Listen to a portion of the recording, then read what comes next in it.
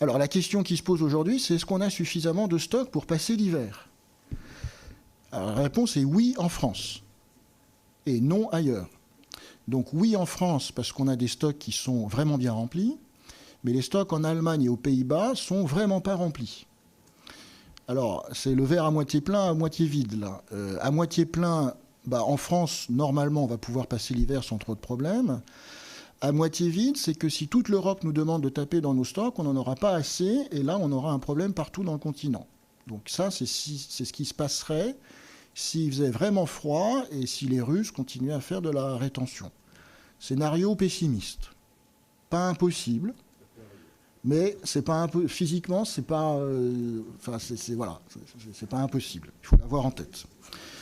Alors, que dire d'autre sur... Je pense que j'ai brossé l'essentiel des causes du marché du gaz. Il y a aussi un élément qui me permet d'introduire le prix du carbone, c'est qu'on pourrait se dire, bon, mais puisque le gaz a autant augmenté, pourquoi est-ce qu'on l'utilise encore pour fabriquer l'électricité? Parce qu'il y a un certain nombre de pays en Europe, la Pologne ou l'Allemagne, qui pourraient le fabriquer à partir du charbon. C'est pour la bonne bouche. Au premier semestre 2021, la production d'électricité allemande a été davantage issue du charbon que d'énergie renouvelable. C'est-à-dire qu'il y a 23%, je crois, de l'électricité allemande produite au premier semestre l'était à partir de lignite. Et comme il y a eu moins de vent, je vois une éolienne, comme il y a eu moins de vent en mer du Nord au premier semestre, merci, il y a eu moins de production d'électricité d'origine éolienne, et donc ils ont produit plus d'élec d'origine charbonnière que d'élec d'origine ENR. Je dis ça, je dis rien, évidemment. Et pendant ce temps-là, évidemment, le prix du CO2 sur les quotas d'émission a beaucoup augmenté. Et ça, c'est structurel. Ça, c'est structurel. C'est essentiellement structurel. C'est un peu lié à la demande.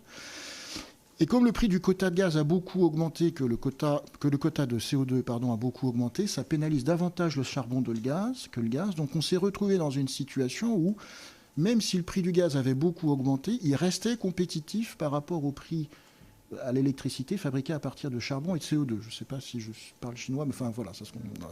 En gros, si vous voulez, l'explosion du prix du gaz sur le marché en 2021, c'est le résultat d'un concours de mauvaises circonstances un peu extraordinaire.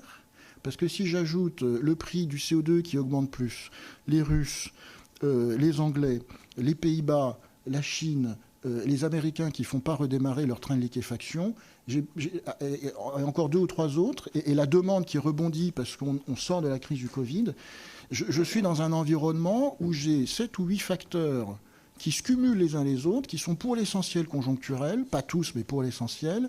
Et évidemment, j'aboutis à un comportement du marché pour un économiste de l'énergie qui n'est pas aberrant, qui n'est pas pathologique, parce qu'on sait bien que les prix de l'énergie, c'est parmi les plus volatiles de l'économie, et que quand le marché de l'électricité ne fonctionne pas bien, on peut avoir un prix de l'élec qui est multiplié par 10 en quelques heures, ça s'est déjà vu.